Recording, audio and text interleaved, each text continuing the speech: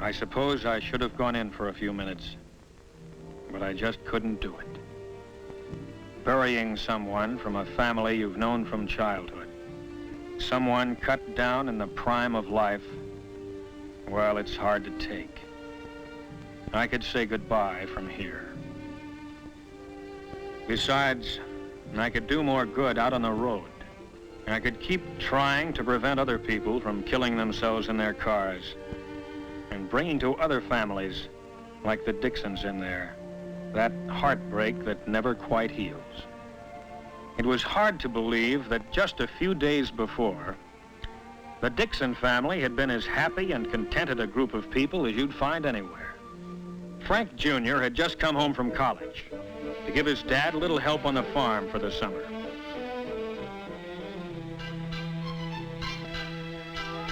He was a chip off the old block, studying scientific agriculture at school and getting ready to follow in his dad's footsteps.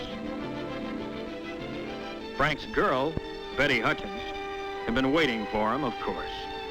Everyone knew they'd be getting married before too long. Mr. Dixon's new tractor had just arrived down at the Union Pacific freight station, and they all went down to inspect it. Frank's kid brother, Alan, had just taken his driving test a week before. Alan sure wanted to drive his dad's new tractor, but until he actually received the license, Dad Dixon wasn't letting him on the highway, not even on a tractor.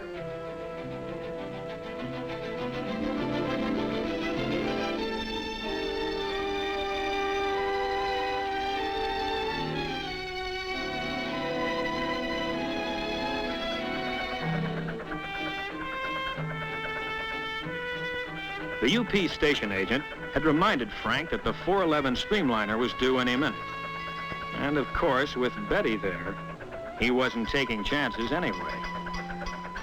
If everyone was that careful all the time, well, a lot of people in the cemeteries would be alive today. It was the next Monday that Alan Dixon's first driver's license arrived in a noon mail delivery. Boy, was he proud of that license. He couldn't wait to show it to his brother.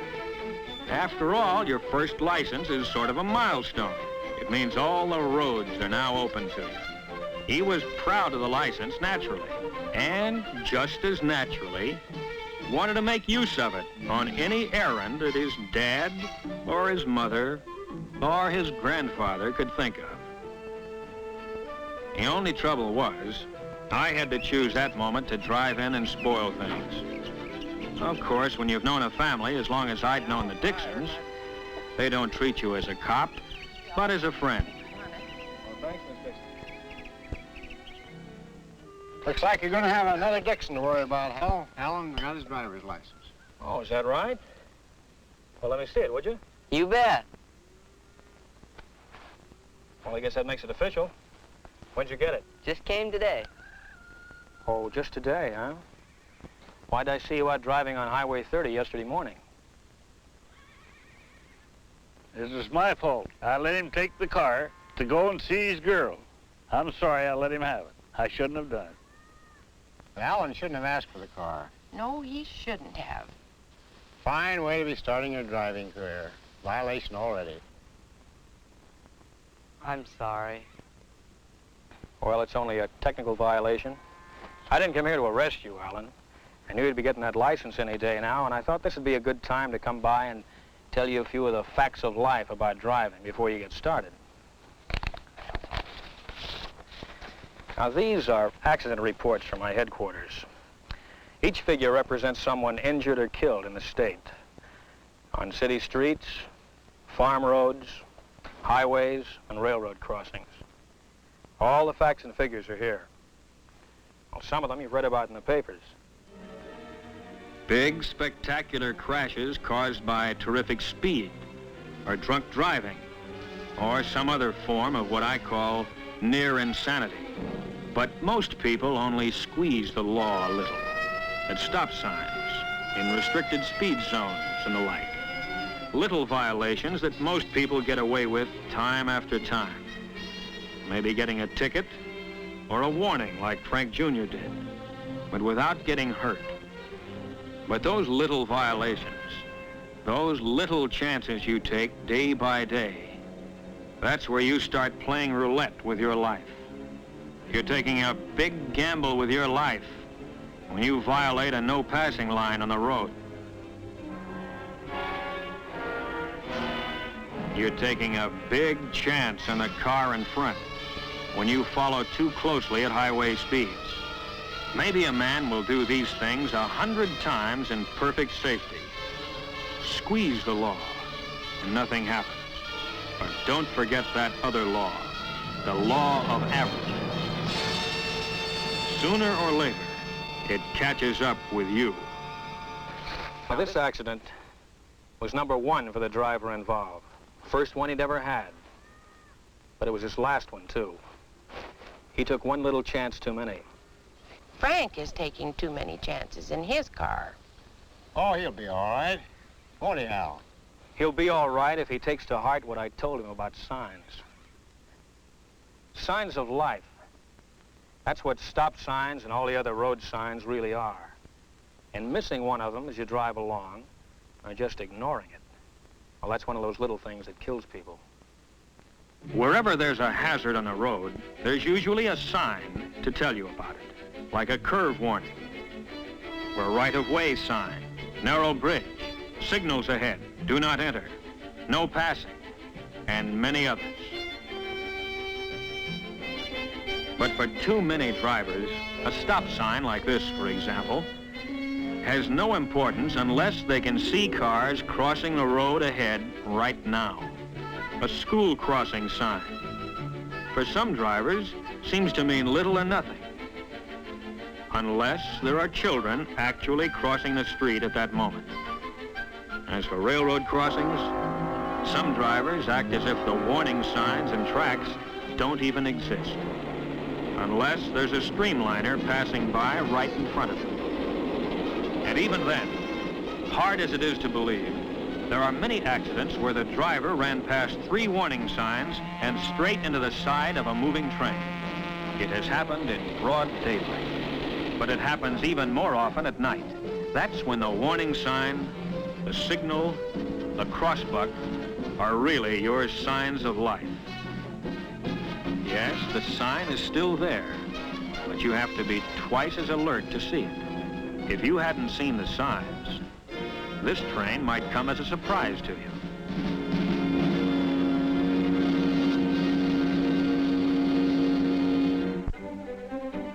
Traffic signs and signals that are so easy to see in the daylight become easier to miss as the sun goes down. Twilight is a dangerous time of day when things are half visible, half in deepening shadow. Main Street at night becomes a maze of lights and neon signs, all competing with one another to catch your eye. But where's the traffic signal? Oh, there it is, almost lost against the other lights beyond. Even the blinking red light of the railroad wigwag is hard to pick out sometimes. But night or day, these are your signs of life, whose purpose is to keep you alive. It's a strange thing, but some people actually resent traffic signs and traffic laws. How come? Cramps their style. They figure rules are for the other fellow, not for good drivers like themselves. Here's one like that. Robert Bainbridge. Bainbridge? From Meridian High? Yeah. Oh, I know him. I ran against him on the track team.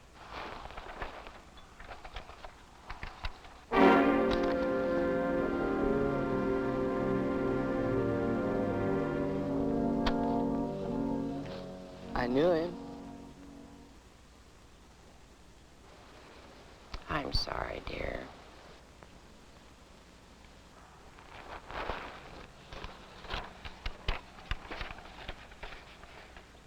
Robert Bainbridge, age 17. Occupation, student. Place of accident, Lone Tree Road near Meridian. Date, June 2nd. Time, 4:17. Weather clear and dry.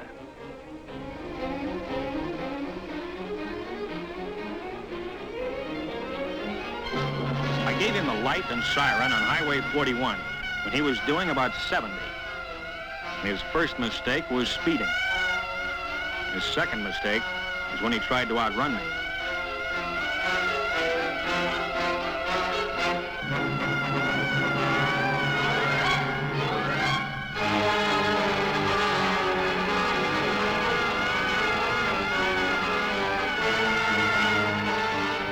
Then he turned off into Lone Tree Road.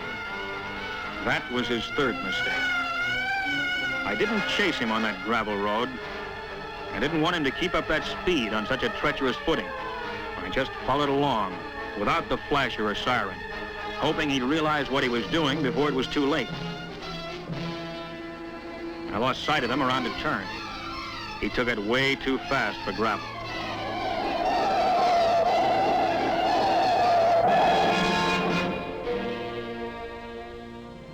When I rounded the turn, the road ahead was empty. I knew what had happened even before I found the car. Of course, the boy had tried to stop when he felt his car going out of control, but he never had a chance.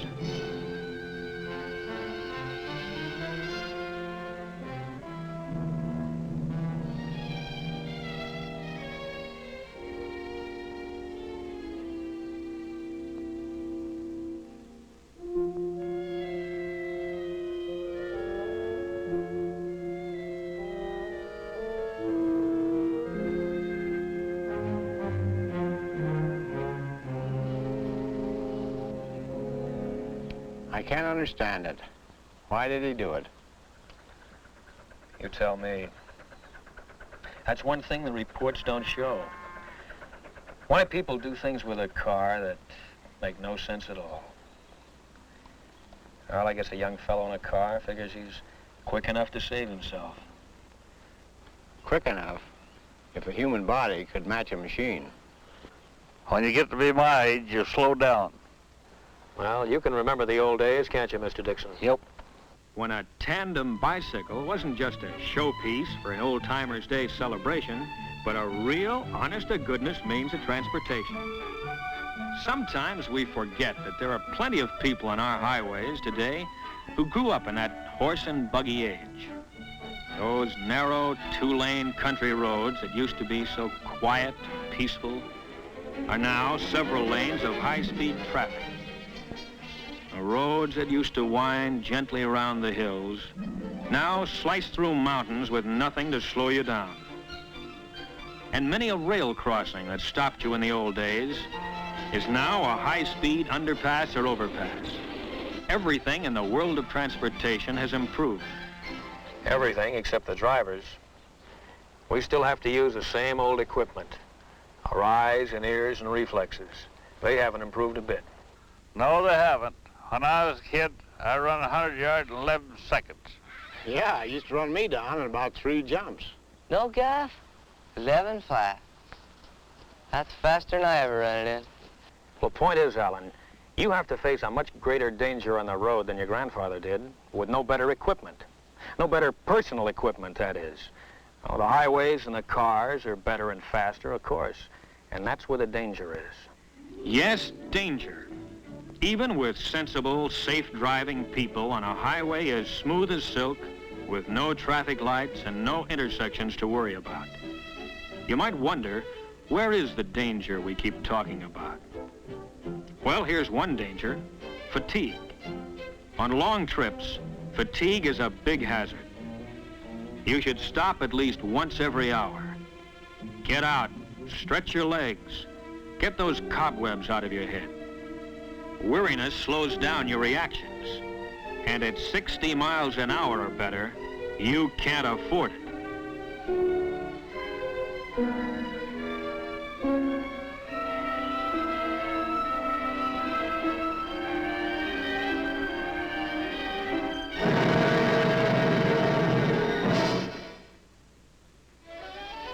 And here is still another danger: lack of attention to the road. Sure, it's an open highway. Maybe there aren't many cars, but it only takes 2 to tango. 40% of all expressway accidents involve a car that is already stopped. On the road, part way on, or not far enough off. This is an invitation to disaster.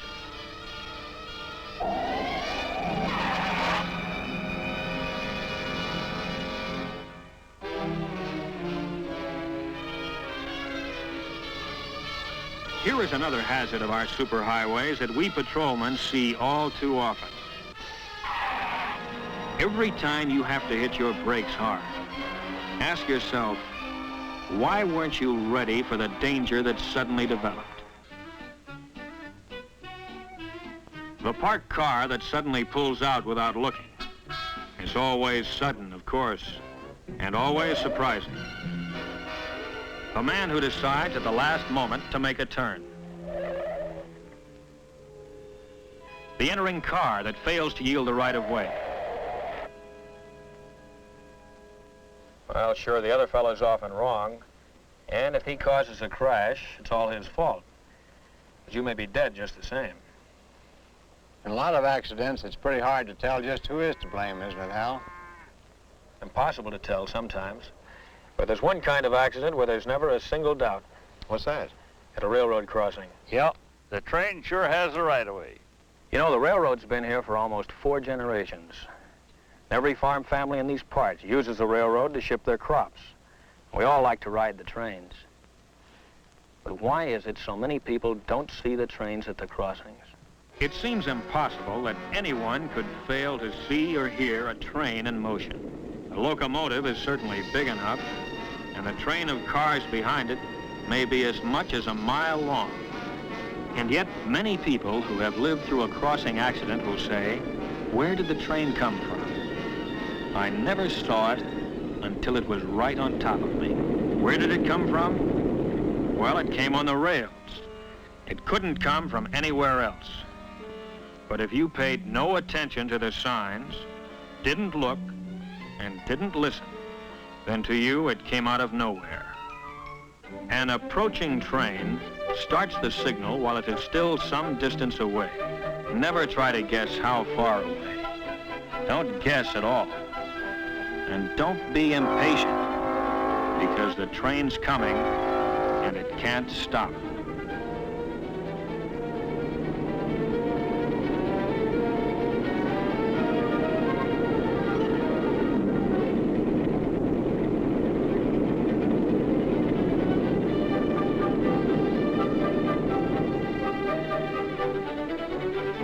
Any signal in action means that a condition of fatal danger exists at this moment, at this crossing.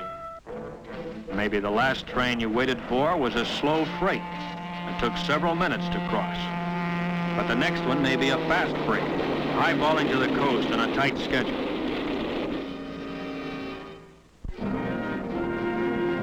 Remember that many freight trains today are faster than passenger trains of 15 years ago. Many crossings have more than one set of tracks, each one a separate hazard. When you cross, make sure all tracks are clear. Yes, don't let a double track double-cross you. Stop, look, and listen, the crossbuck says. All right, let's listen. As this train approaches, let's see how close it comes before we hear it.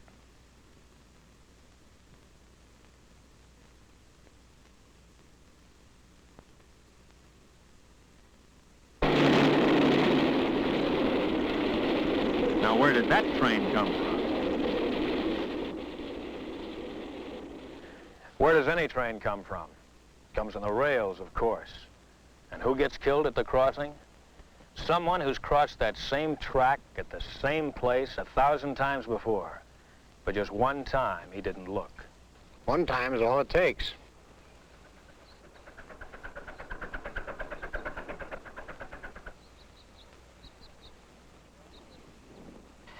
Please speak to Frank about his driving. It worries me. Okay, I will. I'll do it tonight. I surrender, Hal. I give up. What's the charge? No charge, Frank. I'm just giving Alan some free advice now that he's a licensed driver. Boy, I remember that advice you gave me the other day at the stop sign. Well, you keep it in mind. I will. Dad, can I take the car into town now? Okay, Alan, go ahead. But take it easy. Oh, I'll be real careful. Goodbye.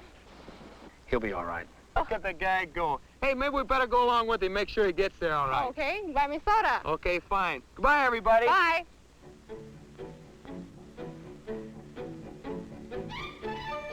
So, there went Alan with his new driver's license, and Frank and Betty right behind, on as nice a summer day as you could wish for.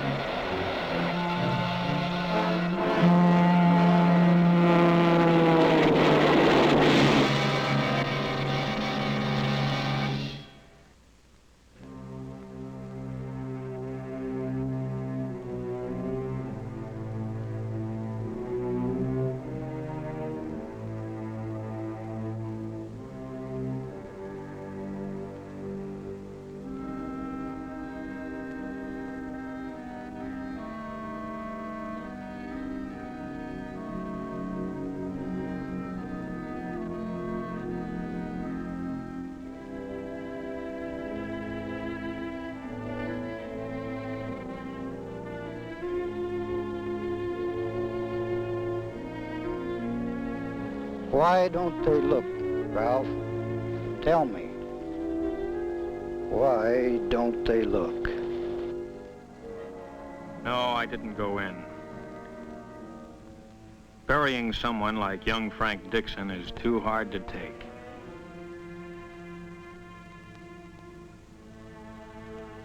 My place was out on the road. Out on the road, I could at least try to keep other people from killing themselves in their cars. So if the next car I stop happens to be yours, don't tell me you were only speeding a little, only breaking the law a little, only doing something a little bit wrong. Save that for somebody else, brother, because I see too many little follies that end up with someone a little bit dead.